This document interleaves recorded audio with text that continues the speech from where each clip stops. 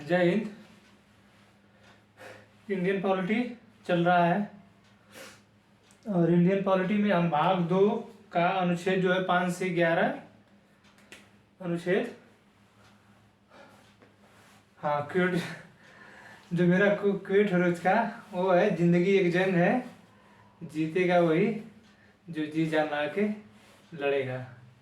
समझ आ रहा है? जीतेगा वही जो जी जान लगा के लड़ेगा। तो नागरिकता पढ़ा रहे थे हम, और नागरिकता में अनुच्छेद 5 से 11 बताएं जो भाग 2 के अंतर्गत आता है।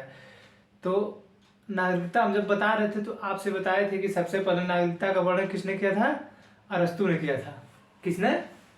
अरस्तु ने किया था। और जब नागरिकता बनाई जा रही थी संविधान सभा द्वारा, तो वह उस समय की परिस्थितियों को देखते हुए ही संविधान सभा का मतलब संविधान सभा में इस नागरिकता को बनाया गया था कि इस समय प्रेजेंट टाइम में किसको किस तरह से नागरिकता दी जाए कि सबको नागरिकता दे दी जाए। समझ में आ रहा है कि नहीं? तो उस समय को देखते हुए नागरिकता सबको प्रदान की गई थी। तो अनुच्छेद 5 में जो था कि संविधान लागू होने के समय नागरिकता, उसमें 3 टाइप थी। जन्म से, विदेश में रह रहा तो उसके वंश के आधार पर, फिर 26 जनवरी 1950 के लागू होने से 5 साल पहले से 5 अनुच्छेद 5 में था। फिर 6 में पाकिस्तान से भारत आया, 19 जुलाई 1948 के बाद परमिट नियम लागू हो गया था। फिर 7 में था कि अगर कोई व्यक्ति भारत से पाकिस्तान गया हो 1 मार्च 1947 के बाद और फिर भारत वापस आ गया हो तो उसको नागरिकता दी जाए, उस पे था। अनुच्छेद 8 ये है कि कोई व्यक्ति अगर विदेश में रह रहा है और उसके माता पिता भारतीय हैं तो उसको भी नागरिकता दी जाएगी, वह भारत का ही नागरिक होगा। अनुच्छेद 9 ये है कि अगर आप कहीं की भी नागरिकता ग्रहण कर लेते तो भारत की नागरिकता स्वतः समाप्त हो जाएगी। इसी पे तो सोनिया गांधी बोल रहे हैं, सानिया मिर्जा, आपके प्रियंका चोपड़ा, क्या है, इसी पे तो रह रही है लोग विदेश में। अनुच्छेद 10 ये है कि आपकी नागरिकता कोई नहीं छीन सकता जब तक आप कोई गैर संवैधानिक कार्य न करें। और अनुच्छेद 11 ये है कि संसद एक कानून बनाएगी जो कि नागरिकता के लिए एक कानून बनाएगी जो कि गृह मंत्रालय के अंतर्गत आएगा। तो इतना तक तो हम बता दिए थे। फिर उसके बाद 1955 में जब अधिनियम बना था, 1955 अधिनियम बना था तब 5 प्रकार से नागरिकता दी जा रही थी। जन्म के आधार पर, वंश के आधार पर, पंजीकरण के आधार पर, भूमि अर्जन के आधार पर और देशीकरण के आधार पर। तो जो ये जन्म के आधार पर था उसमें सबसे पहले ये नियम बन गया था कि मतलब कोई भी व्यक्ति अगर भारत में जन्मा होगा, कहीं का भी व्यक्ति हो, देश विदेश कहीं का भी हो, अगर वो भारत में जन्मा है तो वह भारत का नागरिक होगा। जैसे कि अमेरिका में ऐसी मान्यता है कि अगर वो व्यक्ति वहां पे जन्मा है तो वह वहां का नागरिक होगा। समझ में नहीं? फिर बाद में 1986 में संशोधन किया गया कि नहीं, माता पिता में से कोई एक भारतीय होना चाहिए। फिर संशोधन किया गया 2003 में कि नहीं, एक नागरिक भारतीय होना चाहिए और दूसरा जो है यहाँ पर उसका वैलिड डॉक्यूमेंट होना चाहिए। और दूसरा जो वंश था, वंश के आधार पर जब बनी थी नागरिकता का नियम तो उसमें ये बताया गया था कि पिता के आधार पर होगा। जब फिर 1992 में महिलाओं को याद आया, उन लोगों ने केस किया तो 1992 में फिर इस सुधार किया गया और माता और पिता दोनों के आधार पर नागरिकता वंश के आधार पर दी जाने लगी। तीसरा था पंजीकरण जिसमें 7 साल पे था। और चौथा था देशीकरण जिसमें भाषा, अब 22 भाषाएं हैं, उसका ज्ञान, कला हो, विज्ञान के क्षेत्र में आपको आता हो तो उसके तहत अब 10 साल भारत में रह रहे हैं तो आपको देशीकरण के आधार पर नागरिकता दी जाएगी। अब भूमि अर्जन के आधार पर भारत किसी भी देश में कब्जा कर लेता है, जैसे पाकिस्तान पे कब्जा कर लेगा तो भारत जिसको वहाँ के जिस भी व्यक्ति को वहाँ की नागरिकता मतलब भारत की नागरिकता देना चाहेगा, वहाँ के लोगों को वहाँ की नागरिकता देगा, जैसे सिक्किम में हुआ था। समझ में आ रहा है? तो इतना तक तो हम बता दिए थे। अब बताना है कि CAA, NRC और NPR क्या है। समझा है नहीं? CAA, NRC और NPR क्या है? हालांकि ये मामला तो एक पॉलिटिकल बन के रह गया। तो CAA क्या था? CAA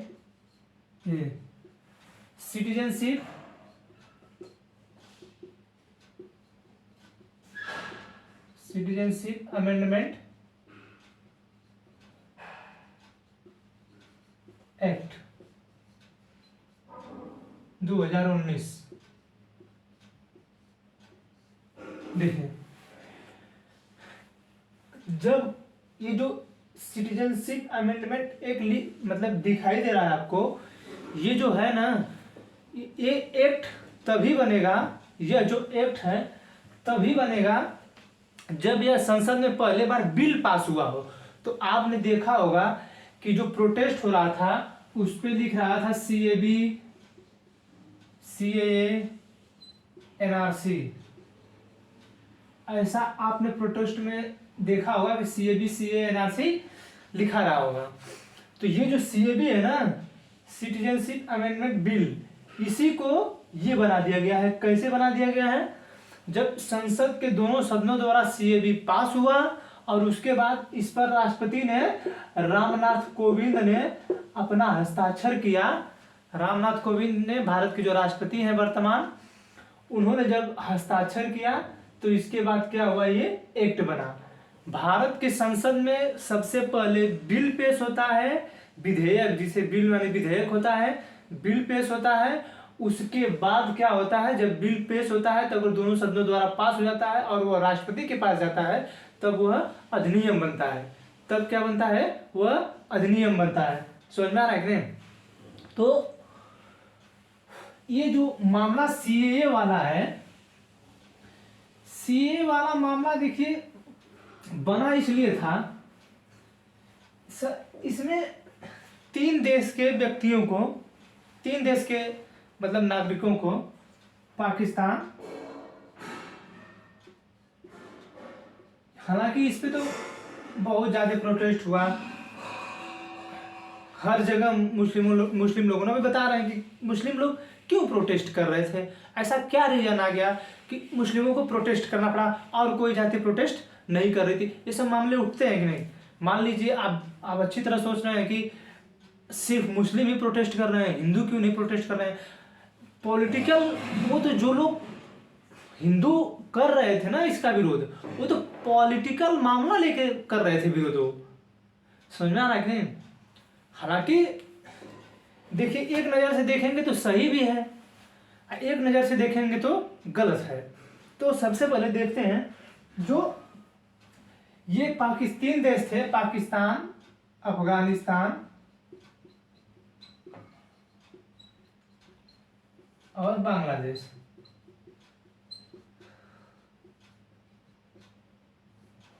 ये जो तीनों देश हैं, सरकार ने जब बिल पेश किया और हस्ताक्षर हुआ इस पर, तो भारत सरकार ने ये कहा कि इन तीनों देशों से जो भी रिलीजियस परसिक्यूशन, मतलब धार्मिक प्रताड़ना के आधार पर, रिलीजियस परसिक्यूशन मतलब धार्मिक प्रताड़ना के आधार पर जो भी इस देश के अल्पसंख्यक होंगे, इन तीनों देश के अल्पसंख्यक होंगे, उन्हें भारत में नागरिकता दी जाएगी। उन्हें भारत में नागरिकता दी जाएगी अगर वह 2014 से पहले भारत में आ गए हो। अगर वह 2014 से पहले भारत में आ गए हो, तो ये सोचिए 2019 में बिल पास हुआ, ये नियम 2020 में लागू होना हुआ था, तो लगभग 6 साल हो जा रहा है।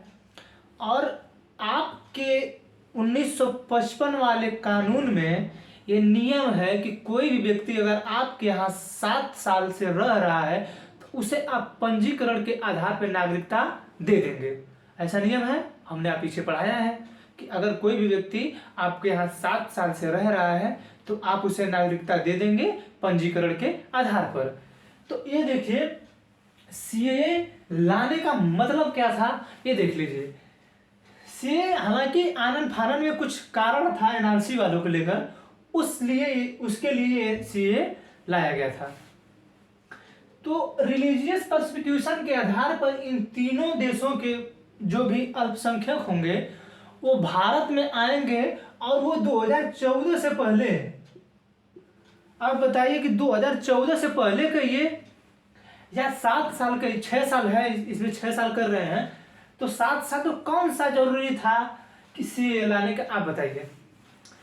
2015-16 में अगर कोई रिलीजियस परसिक्यूशन के आधार पे भारत में प्रवेश करता और आप सीए को लाते तो एक आधार माना जाता। चाहे 2019 में लाए तो हो सकता था कि 2019 में कोई रिलीजियस परसिक्यूशन के आधार पे भारत में आया हो, या 2018 में आया हो, 2017 में आया हो, लेकिन आप बता रहे हैं कि 2014 से पहले जो रिलीजियस परसिक्यूशन के आधार पे भारत में प्रवेश किया होगा और वह अल्पसंख्यक होगा। अल्पसंख्यक, देखिए सरकार जो पेश की है संसद में, वह अल्पसंख्यक मामला पेश की है, वह मुस्लिम को पेश ही नहीं की है, लेकिन अपने भाषण में जैसे भाई देखिए जिसकी सरकार है वह बोलेगा, वह भड़काने का काम करेगा। आपको समझना है, आप समझिए, या तो चुल्लू भर पानी में डूब के मर जाइए। समझ में आ रहा है कि नहीं? देखिए सरकार ये चिल्ला रही है संसद में कि इन तीनों देशों के अल्पसंख्यकों को नागरिकता इस सीए के तहत दी जाएगी। आप बताइए 1980 और 90 में जब श्रीलंका में एलटीटीई वालों ने इनको मारा था, राजीव गांधी को, एलटीटीई के मामले पर ही देखिए वर्ल्ड मैप में जब पढ़ाया जाता है तो वह ये बताया जाता है एलटीटीई क्या थी, liberation of Tamil tiger Tamil of इलम। ये श्रीलंका में था, यह एक आतंकवादी संगठन था। तो उस समय जब 1965-66 करीब जब इंदिरा गांधी सरकार बनाई, उसके बाद 66 के बाद जब इंदिरा गांधी ने सरकार बनाया था, तो उस समय जो ये अमेरिका था, श्रीलंका का एक हम्बनटोटा बंदरगाह है उसे ले लिया था। तो वहीं पे संगठन मतलब आतंकवादी संगठन एक्टिव हुआ था। तो उसी को इसीलिए इंदिरा गांधी ने मतलब वहाँ पे उसको एक्टिव किया था। क्यों? क्योंकि ये जो अमेरिका था, अमेरिका जो था ये पहली देश का मतलब पहली दुनिया का देश अमेरिका था। पहली दुनिया का देश अमेरिका था और रूस जो था दूसरी दुनिया का देश था। तो अमेरिका ने हम्बनटोटा बंदरगाह ले लिया था। अमेरिका ने जब हम्बनटोटा बंदरगाह ले लिया था तो रूस ने भारत के पास आया था ये कहने के लिए कि कैसे भी करके वहां से अमेरिका को हटा दीजिए, अमेरिका को हटाइए। तो भारत ने अपना जो करना था वो अपनाया, तो एलटीटी वालों को एक्टिव किया, तो वहां पे इस संगठन ने विद्रोह कर दिया। तो बाद में अमेरिका वहां से हट गया। तो बाद में फिर भारत ने आर्मी भेजकर एलटीटी वालों को मरवा दिया। फिर बाद में एलटीटी वालों को श्रीलंका की सरकार ने बहुत मारा, वहाँ के बच्चों को औरतों को बहुत मारा, गोली से सीधे सीधे भून दी वहाँ पे। समझ में आ रहा है कि नहीं? तो जो ये मामला था उस समय भी 1980-90 के दशक में भी वहां से अल्पसंख्यक आए थे। अब सोचिए अभी फिलहाल में ही कुछ ही 1-1.5 साल पहले वहां देखिए जो श्रीलंका है बौद्ध धर्म का देश है, ज्यादातर वहां पे बौद्ध है। 70 से 80% श्रीलंका में क्या है? बौद्ध है। देखिए सरकार ने श्रीलंका को इसमें नहीं लिया है। अभी म्यांमार वाला मामला आएगा, म्यांमार वाला सरकार ने म्यांमार का नाम नहीं लिया है। देखिए सरकार ने श्रीलंका का नाम नहीं लिया। क्यों? क्योंकि श्रीलंका एक बौद्ध देश है। श्रीलंका एक बौद्ध देश है और वहां पे अल्पसंख्यक कौन है? मुस्लिम है। अब सोचिए, दिमाग लगाइए, क्यों इन तीनों देशों का नाम सरकार ली? ध्यान दे रहे हैं कि नहीं यार? सरकार ने श्रीलंका और म्यांमार का नाम क्यों नहीं लिया? आप ये सोचिए, इस पर थोड़ा ध्यान दीजिए। सरकार ने इसलिए श्रीलंका और म्यांमार का नाम नहीं लिया, चाहे नेपाल और भूटान का नाम नहीं लिया, इसलिए नहीं लिया क्योंकि जो म्यांमार है या बौद्धों का देश है, श्रीलंका जो है बौद्धों का देश है। और सोचिए जब आप अफगानिस्तान में बुद्ध की सबसे बड़ी मूर्ति थी, अफगानिस्तान में जो बौद्ध की सबसे बड़ी मूर्ति थी, उसको तालिबानियों ने क्या किया था? तालिबानियों ने उसको तोड़ दिया। क्या किया? उसको तोड़ दिया। तालिबान में थी, उसको तालिबानियों ने तोड़ दिया। तो जो तालिबानियों ने तोड़ा, तो म्यांमार में क्या हुआ था? म्यांमार में भी वहां पे कुछ मुस्लिमों को मारा गया था। तो अल्पसंख्यक वहां पे मुस्लिम है, म्यांमार में भी अल्पसंख्यक मुस्लिम है और श्रीलंका में भी अल्पसंख्यक मुस्लिम है। तो सरकार कह क्या रही है, ये इस पर ध्यान दीजिए। सरकार ये कह रही है कि पाकिस्तान, अफगानिस्तान और बांग्लादेश में जो अल्पसंख्यक होंगे, तो पाकिस्तान, अफगानिस्तान, बांग्लादेश अल्पसंख्यक नहीं है मुस्लिमों के मामले में। पाकिस्तान, अफगानिस्तान और बांग्लादेश मुस्लिमों के मामले में क्या है, अल्पसंख्यक नहीं है। इस बात पे ध्यान दीजिए, सरकार कह क्या रही है। देखिए, म्यांमार और श्रीलंका ये दोनों क्या है, अल्पसंख्यक नहीं मुस्लिम के बारे में, ये बौद्ध है, इसलिए इनका नाम नहीं लिए सरकार ने, इसलिए इनका नाम नहीं लिए। और यहाँ पे क्यों नहीं लिए, क्योंकि अगर इनका नाम लेंगे तो अल्पसंख्यक के आधार पे श्रीलंका और अमेरिका से अगर कोई भी अल्पसंख्यक भाग कर आएगा तो उसमें मुस्लिम शामिल होंगे, उसमें मुस्लिम शामिल होंगे और तब उनको नागरिकता दी जाएगी। और इसी बेस पर यही आधार है, यही आधार है कि मुस्लिम भारत के विरोध कर रहे हैं। और देखिए क्यों विरोध कर रहे हैं। सरकार जब संसद में पेश कर रही है और सुप्रीम कोर्ट के सामने ये मामला रख रही है तो वहां पर अल्पसंख्यक शब्द का प्रयोग कर रही है और इन्हीं तीनों देश का नाम ले रही है कि इन तीनों देशों के आधार पर जो है रिलीजियस परसिक्यूशन के आधार पर अगर अल्पसंख्यक आएंगे तो इनको नागरिकता हम देंगे। समझ में आ रहा है कि नहीं, इनको नागरिकता हम देंगे। तो आप ये बताइए कि भारत का जो मुस्लिम होगा, आप उसके साथ अन्याय हो रहा है कि नहीं। हम ये नहीं कर रहे हैं, वो मुस्लिम कर रहे हैं, हम ये नहीं कर रहे हैं। हमारी सरकार जो है वो कह रही है कि भाई यहाँ तीनों देशों में जो मुस्लिम अगर कोई भी यहाँ पे चाहे, देखिए जो भी अल्पसंख्यक होगा वो भारत में आएगा, नागरिकता दी जाएगी। तो साफ साफ तौर पे कि बांग्लादेश, पाकिस्तान, अफगानिस्तान अल्पसंख्यक नहीं है मुस्लिम के मामले में। तो जो छह जातियों का, देखिए जो 6 धर्म है, इसको पहले मिटा लेते हैं। देखिए श्रीलंका का नाम क्यों नहीं लिया गया है और म्यांमार का नाम क्यों नहीं लिया गया है। हालांकि ये जो श्रीलंका है, देखिए समझाने में देखिए इतनी चीजें हैं और विरोध जिस तरीके से हो रहा था, अभी तो मैं फिलहाल 2022 चल रहा है, ये मामला 2019 में उठा था और शाहीन बाग में कितना विरोध हुआ था आप लोगों ने न्यूज पर देखा होगा। शाहीन बाग में कितना विरोध हुआ था आप लोगों ने न्यूज पर देखा होगा। देखिए विरोध क्यों हुआ। ये जो श्रीलंका है, श्रीलंका अभी फिलहाल में ही श्रीलंका में एक व्यक्ति ने बुर्का पहनकर वहां पर बम फोड़ दिया था। वहां पे अल्पसंख्यक है मुस्लिम और वहां पर श्रीलंका में एक व्यक्ति ने बुर्का पहनकर क्या किया, बम फोड़ दिया। तो सरकार ने वहां की क्या कह दी कि बुर्का ही नहीं पहनना है। अभी फिलहाल हमारे भारत में चल रहा है मामला, हमारे भारत में मामला चल रहा है कि नहीं, कर्नाटक में हिजाब को लेकर कर्नाटक में ऐसा मतलब बवाल मचा है, कुछ समझ में नहीं आ रहा है कि हमारा देश जा किधर रहा है।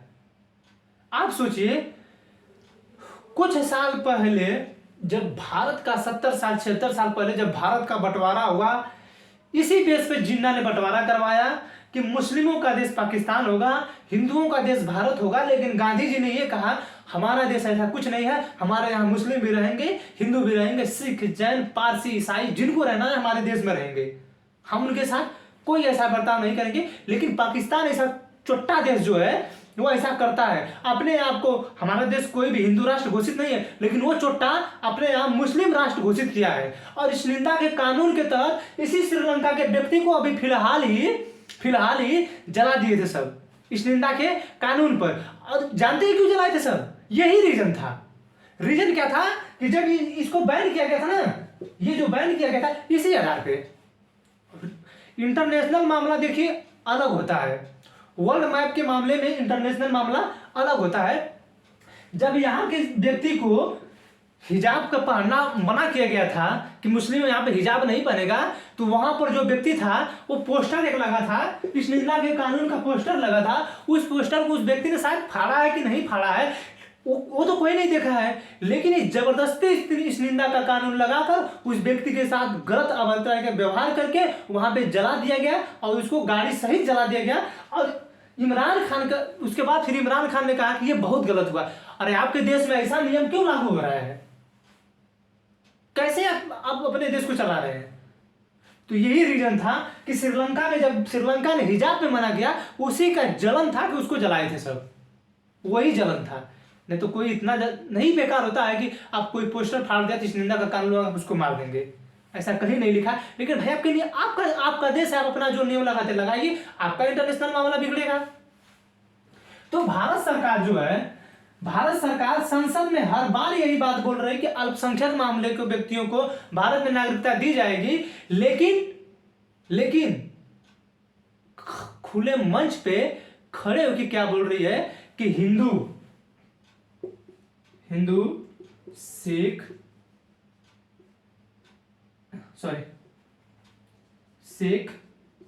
ईसाई पारसी जैन और बौद्ध। देखिए मामला क्या है, सरकार सुप्रीम कोर्ट में बार बार अल्पसंख्यक का नाम ले रही है। अल्पसंख्यक, ये जो आपको शब्द दिख रहा है ना, आपको जो शब्द दिख रहा है, ये जो चीजें हैं, ये जो चीजें सभी चीजें हैं, ये जितने इस मार्कर के अंतर्गत हैं, ये चीजें पाकिस्तान, अफगानिस्तान, बांग्लादेश में क्या है, अल्पसंख्यक में है। समझिए, ये जो चीजें हैं 1 2 3 4 5 6, ये छहों इन तीनों देशों में अल्पसंख्यक में है, लेकिन इधर भी अल्पसंख्यक में, लेकिन इनका नाम क्यों नहीं लिया गया, यही रीजन, इसी आधार पे हो रहा है इसका विरोध। रीजन यही है। हालांकि देखिए हमारा देश धर्मनिरपेक्ष राज्य है, तो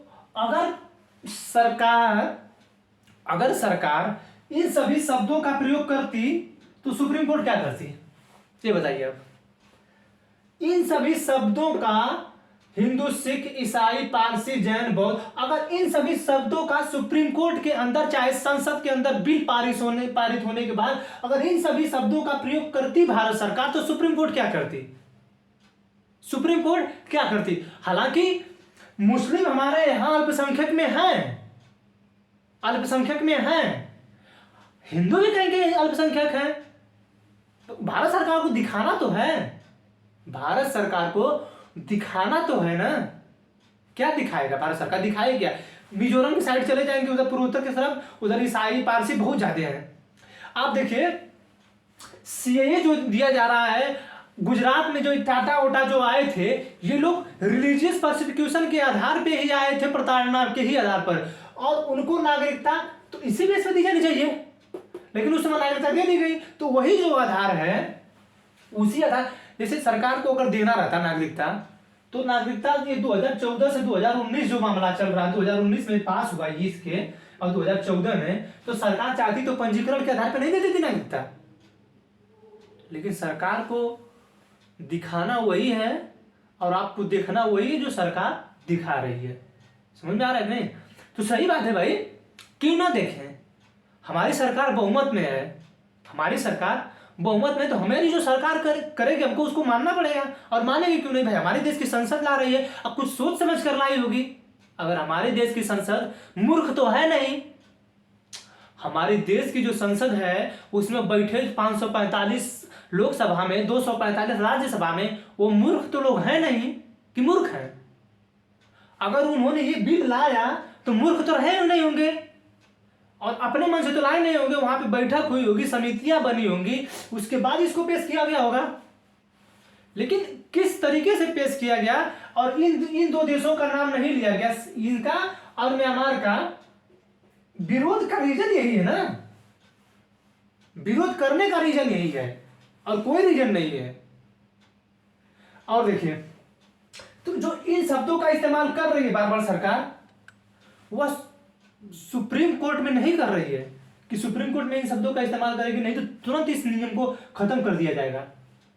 क्योंकि आपका जो देश है वह पंथ निरपेक्ष है, आप धर्म को नहीं मानते हैं किसी को, लेकिन यहाँ पे बार बार ये प्रयोग हो रहा है कि इन देशों के बीच में जो लोग अल्पसंख्यक होंगे, तो अल्पसंख्यक जो वहां से आएंगे, पाकिस्तान से, अफगानिस्तान से, बांग्लादेश से, उनको नागरिकता दी जाएगी। समझ में आ रही नहीं? तो ये जो मामला है, सीए का मामला यही है, और विरोध करने का रीजन यही है,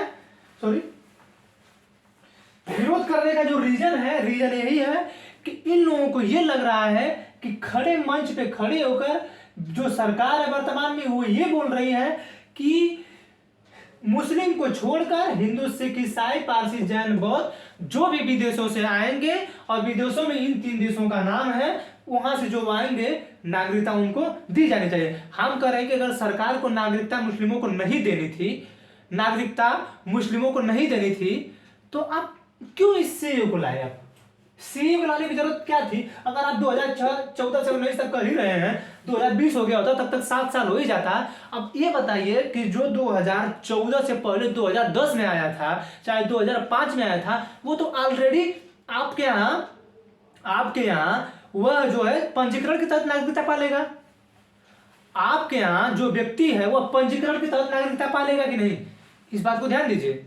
देखिए, जो एनआरसी सीएए वाला जो मामला है, ये 2014 से पहले के लिए लागू हो रहा है। तो आप सीधे तौर पे देख सकते हैं कि ये जो नियम है पंजीकरण के तहत लागू हो सकता है कि नहीं, जबकि हमारे यहाँ पंजीकरण का 7 साल का नियम है। पंजीकरण का 7 साल का नियम है, तो सरकार क्यों दे देती है? और आप ये 2022 चल रहा है, पूछ लीजिए आज तक सीएए के तहत भारत ने कितने लाख लोगों को नागरिकता दी है? लाख तो छोड़िए, कितने हजार लोगों को नागरिकता दी है। और एक दिन तो मैं बायोडाटा पढ़ रहा था, 1.5 से 2 लाख लोगों ने भारत की नागरिकता छोड़ी है। और वो जो था, वो डाटा जो था, वो 2016 से 2019 के बीच का डाटा था। 2016 से 2019 के बीच का डाटा था। 1.5 से 2 लाख लोगों ने लगभग नागरिकता छोड़ी है, और सिर्फ 10 से 12 हजार लोगों ने भारत की नागरिकता ग्रहण की है। आप सोचिए कि भारत की स्थिति कहां है, भारत की स्थिति कहां है, आप सोच सकते हैं। और सीए लाने का क्या मतलब था, समझ रहे नहीं? सीए लाने का क्या मतलब था, सीधे सीधे तौर पे आप समझ सकते हैं। हम कुछ नहीं कहेंगे, हम इसके विरोध में भी नहीं है। हम क्यों इसके विरोध में जाएं? हम क्यों इसके विरोध में जाए भाई? हमसे इससे क्या है? हम भी कहेंगे ठीक है, सरकार लाई तो कुछ सोच समझ के, बार बार कर रहे हैं सरकार लाई तो सोच समझ के कुछ लाई होगी। हम जो कह रहे हैं कि जब भी ये सरकार लाई होगी तो सोच समझ कर लाई होगी कि नहीं, सोच समझ कर लाई होगी कि नहीं इस नियम को? सरकार आप बताइए, सोच समझ कर लाई होगी ना? तो वही सोच समझ कर जो नागरिकता जो नियम ये लाई सरकार, तो सरकार ने नियम तो ला दिया, लेकिन सरकार नियम लाते वक्त भूल गई कि इन 2 देशों का नाम अगर हम नहीं ले रहे हैं तो विरोध होगा कि नहीं होगा, क्योंकि ये भी पास में। और सोचिए 2000, आप देखिए, ये जिन देशों का ये प्रयोग कर रहे हैं, इन देशों का जो प्रयोग कर रहे हैं, क्या पाकिस्तान में जो बलूचिस्तान में रह रहे मुस्लिम हैं, पाकिस्तान वाले क्या उनको नहीं मारते हैं? आप अक्सर सुनते होंगे कि पाकिस्तान का जो सिंध प्रांत है, पंजाब वाला प्रांत है, इधर खैबर पख्तूनवा वाला जो प्रांत है, ये जितने भी प्रांत है, ये लोग बलूचिस्तान वालों को मुस्लिम मानते ही नहीं है, उनको गोली से मारते हैं। और वही लोग जो बन रहा है चाइना का सीपीईसी जो चाइना का बन रहा है, वही लोग बलूचिस्तान वाले ही विरोध कर रहे हैं उसके। और उसी के तहत जो विरोध कर रहे हैं, तो ये इमरान खान जो है इसमें प्रधानमंत्री है, जो वो गोली चलवाते हैं उन सबों पर। तो वो सब जो है अलग देश की मांग करते हैं। तो क्या वो जो है अल्पसंख्यक मामले नहीं आएंगे वो सब? और वो छोड़िए, अफगानिस्तान में अहमदिया मुस्लिमान आते हैं। अफगानिस्तान में अहमदिया मुस्लिम है। जैसे मुस्लिमों में कई कास्ट है, सोचिए मुस्लिमों में कई कास्ट, जैसे हिंदू हम लोगों में हिंदू हैं, तो हम लोगों में भी कई कास्ट है। कोई अहीर है, ठाकुर है, क्षत्रिय है, ब्राह्मण है, SC ST है, तो अलग अलग जाति हिंदू में है। उसी तरह इन लोगों में भी कई है। तो वहां पे अफगानिस्तान में जो क्या है, अहमदिया मुस्लिम जो है अल्पसंख्यक है, और उनको प्रताड़ना हर समय देती है अफगानिस्तान वहां की। अभी देखें तालिबान वाले कितने मार रहे थे, अफगानिस्तान के तालिबान वाले कितने मार रहे थे उन लोगों को। तो उन लोगों को जो सताया जा रहा है, तो क्या वो जो थे अल्पसंख्यक नहीं थे? तो मतलब इसका उनको नागरिकता नहीं दी जाएगी, साफ साफ हुआ। हम तो कहते हैं भाई, जब सरकार को किसी को क्यों नागरिकता आप दे रहे हैं? आप भारत में देख रहे हैं इतनी गरीबी खुद है, भारत में इतनी गरीबी खुद है, आप क्यों दे रहे हैं नागरिकता किसी को? आप मत दीजिए ना, साफ साफ मना कर दिया, आप यहां से जाइए। लेकिन करेंगे क्या? भारत तो वसुधैव कुटुंबकम का देश है, यहां पे सबका आगमन करना है, देना पड़ता है। अरे हमने एनआरसी अभी बताएंगे आपको। तो 1971 में असम में इतने लोग आए थे वहां पर, इतने मतलब शरणार्थी आए हैं कि उनको भी नागरिकता प्रदान की जा रही है। और सरकार का जो कहना है, सरकार का कहना जो है हमने बता दिया। यही जो मामला यही है कि यहाँ पे से जो अल्पसंख्यक आएंगे उनको नागरिकता दी जाएगी, और यहाँ से इनका नाम नहीं लिया गया है क्योंकि यहाँ पे अल्पसंख्यक है, लेकिन अगर नाम लेंगे तो नागरिकता देनी पड़ेगी। समझ में आ रहा है कि नहीं? तो सरकार देखिए कितनी मतलब बुद्धिजीवी के तरीके चल रही है, ये सोच सकते हैं आप। हम विरोध नहीं कर रहे हैं भाई, हमारी सरकार, हमारे देश का नियम है, हमारा भारत संप्रभु राष्ट्र है, वो कुछ भी करे, किसी को नागरिकता दे ना दे, लेकिन ये जो विरोध पैदा हो रहा है, सरकार को इस बारे में सोचना चाहिए। अगर आपको मुस्लिमों को नागरिकता नहीं देनी थी तो आपको सीएए लाना ही नहीं चाहिए था। अगर सीएए ला रहे हैं तो इन सभी चीजों का इस्तेमाल नहीं करना चाहिए था। और सीएए जब ला रहे हैं और इसमें डाल रहे हैं 2014 से पहले, तो ऑलरेडी 2020 तक 7 साल हो जा रहा है, तो क्यों आप सीएए ला रहे हैं? सीएए क्यों ला रहे हैं? समझ में आ रहा है? सीएए नहीं लाना चाहिए, लेकिन सरकार लाई सीए में बिल पारित हो गया, हस्ताक्षर कर दिया सरकार ने, और एक्ट बन गया नियम तो पारित हो गया। तो शाहीन बाग में देखिए कृषि बिल पारित हुआ, सरकार ने पारित किया, और सरकार ने फिर आके प्रधानमंत्री नरेंद्र मोदी जी हैं, आके उन्होंने माफी मांगा था। देखिए जैसे क्या है कि ये जो सरकार है, देखिए देश का शासक क्रूर होना चाहिए, लेकिन देश के लिए नहीं, विदेशों के लिए। मामला क्या हुआ देखिए, इन चीजों को समझ गए आप ना कि विरोध क्यों हो रहा है। इन चीजों को लेकर विरोध हो रहा है कि आप इसका नाम क्यों नहीं डाले हैं। ये भी तो आपके पड़ोसी देश हैं, यहां से भी तो अल्पसंख्यक आ रहे हैं भाग के। और ये सोचिए, ये जो म्यांमार है, म्यांमार से जो रोहिंग्या थे वो बांग्लादेश में आए थे। म्यांमार से मुस्लिम रोहिंग्या जो थे वो बांग्लादेश में आए थे। और 2017 में जब रोहिंग्या भारत में आ रहे थे, तो मैं पूछता हूं कि उनको आने कौन दिया था? अरे हमारे भारत की जो सेना है ना, अगर उसको एक बार कह दिया जाए कि बॉर्डर से एक चींटी को प्रवेश नहीं करना है, तो वहां से एक चींटी भी प्रवेश नहीं कर पाएगी। ये कैसे इतने लोग आ गए 2017 में? या तो आप कह रहे हैं कि हमारी सेना कमजोर है, या तो सरकार ने खुली छूट दी थी।